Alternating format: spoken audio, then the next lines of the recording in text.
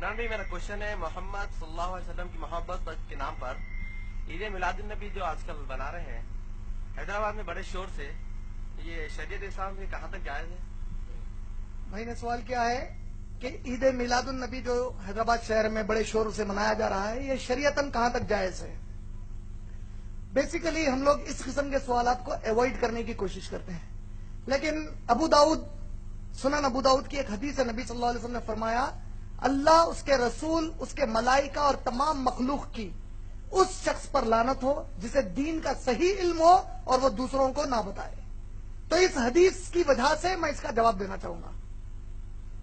سب سے پہلی چیز، میلاد النبی جو لوگ مناتے ہیں ان کا دعویٰ یہ ہے کہ ہم نبی صلی اللہ علیہ وسلم کی محبت میں منا رہے ہیں، اور ان کا یہ پیش کرنا ہے جو میلاد نہیں مناتے وہ نبی صلی اللہ علیہ وسلم سے محبت نہیں کرتے، اور جو نہیں مناتے ان کا یہ کہنا ہے اور میرا بھی یہ کہنا ہے کہ جو اللہ سے محبت نہیں کرتا وہ میلاد مناتا ہے، جو اللہ اور رسول سے محبت کرتا ہے وہ میلاد نہیں مناتا۔ کیوں؟ قرآن میں اللہ نے سورہ مائدہ کی آیت نمبر 3 میں کہا الیوم اکملت لکم دینکم واتممت علیکم نعمتی وردیت لکم الاسلام دینا۔ آج کے دن ہم نے دین کو مکمل کر دیا ہے، ہماری جو نعمتیں وہ تم پر پوری کر دی ہیں، اور اسلام سے ہم راضی ہوئے ہیں۔ قادیانی کو ہم نے کافر کیوں کہا جانتے ہیں؟ کیونکہ اس نے کہا محمد صلی اللہ علیہ وسلم آخری نبی نہیں ہے۔ اللہ نے سورہ احزاب میں کہا ما کان محمد ابا احد من رجالکم ولکن رسول اللہ وخاتم النبیین، محمد صلی اللہ علیہ وسلم تم میں سے کسی مرد کے باپ نہیں ہے، وہ اللہ کے رسول ہیں اور آخری نبی ہیں۔ ہم نے کہا جو اس کو نہیں مانے گا وہ کیا ہے؟ وہ کافر ہے۔ جو میرے نبی کو مان لے نبی، لیکن تعلیمات کے اوپر وہ عمل نہ کرے بلکہ نئے تعلیمات اسلام میں لا کر کہے، یہ بھی کر سکتے ہیں۔ میری نظر میں اس نے عملی طور پر نبی کا انکار کیا۔ دلیل، میں 4 ٹی وی واچ کر رہا تھا جس نے میلاد النبی کا جو اس پہ بتا رہے تھے لائیو، اس میں ایک بڑے پرانے قدیم مدرسے کے ایک بہت معتبر عالم دین تقریر میں دلیل دے رہے ہیں میلاد کی۔ میں تعجب کیا، دلیل کیا دے رہے ہیں؟ جو لوگ نہیں کہتے میلاد منانا چاہیے انہیں جان لینا چاہیے کہ نبی صلی اللہ علیہ وسلم کے نبوت ملنے کے پہلے عرب عقیقہ مناتے تھے، عقیقے کی دعوت ہوتی نا بچہ پیدا ہونے کے 7 دن کے بعد، تو نبی صلی اللہ علیہ وسلم کا بھی عقیقہ ان کے دادا نے کیا، لیکن نبی صلی اللہ علیہ وسلم جب نبوت ان کو مل گئی 40 سال میں، تو نبی صلی اللہ علیہ وسلم نے نبوت کے بعد بھی عقیقہ کیا۔ یہ اس بات کی دلیل ہے کہ نبی نے اپنی پیدائش کی خوشی منائی، ہمیں میلاد منانا چاہیے۔ ارے کیا دلیل لائے بھائی؟ ارے میرے عقل مند دوست، اگر نبی مان لو نبوت کے بعد عقیقہ بھی کیے تو 1 ہی سال کیے ہوں گے نا، ہر سال عقیقہ کرے۔ ابو طالب انگلی سے اشارہ کرے لونڈی کو آزاد ہو جا کہنے کا، تو خوشی منائے نہیں منائے؟ یہ لوگ ابو طالب ابو لہب سے بدتر ہے۔ ابو لہب انگلی سے اشارہ کرے ان سے بھی بدتر ہے۔ ارے پاگل، انہوں انگلی سے اشارہ کرے لونڈی کو آزاد کرنے کا، نبی صلی اللہ علیہ وسلم نبوت کے بعد کبھی منائے؟ ابو بکر، عمر، عثمان، علی رضی اللہ تعالیٰ عنہ مجمعین کبھی منائے؟ خوش ہونا الگ چیز ہے، منانا الگ چیز ہے۔ نہیں سمجھ رہے؟ خوش ہونے کا مطلب کیا ہے؟ کوئی بھی اچھی چیز پر میں خوش ہوتا ہوں۔ منانے کا مطلب کیا ہے؟ باضابطہ ایک طریقہ کار ہے۔ عید اعوذ باللہ من الشیطان الرجیم، اللہ کے نبی کی حدیث ہے اسلام میں صرف عیدین ہیں۔ عیدین مانے 2 عید، عید الفطر، عید الاضحیٰ۔ نبی کہہ رہے ہیں 2 عید ہے، ہم تیسری عید لے کے آ گئے، عید بول رہے ہیں۔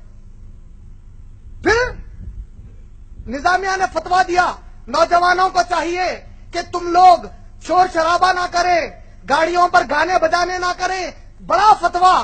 اس کا اثر کیا ہوا؟ ارے میں کہتا ہوں یہ فتوے کی ضرورت کیوں پڑی؟ آپ لوگ اتنے معتبر مدرسہ ہے، میں اگر آپ کا یہ مدرسہ فتویٰ نہیں دیتا کوئی اور دیتا تو اس پر ایک مثال دیتا کہ یہ مثال ایسی ہے، چوری کرو مگر دوسروں کو بغیر اٹھائے کے کرو، تکلیف نہیں ہونا اٹھو۔ ارے میلاد کی کوئی دلیل ہی نہیں ہے۔ ایک دلیل لا رہے ہیں، جب یحییٰ علیہ السلام کو پیدا ہوئے، زکریا علیہ السلام کو یحییٰ علیہ السلام پیدا ہوئے، قرآن نے خوشی کا اعلان کیا، تو اس کا مطلب میلاد النبی منانا نکلا۔ بولے تو قرآن کی یہ آیت نبی صلی اللہ علیہ وسلم صحابہ اتنا نہیں سمجھے جتنا ایک کم وقت سمجھے۔ اچھا قیامت کا دن واقع ہو گیا، سمجھو قیامت قائم ہو گئی. اب اللہ تعالیٰ بولے اچھا چلو کون کون ہے میلاد منائے؟ سو ہم پورے منائے، ہم پورے اللہ منائے منائے منائے.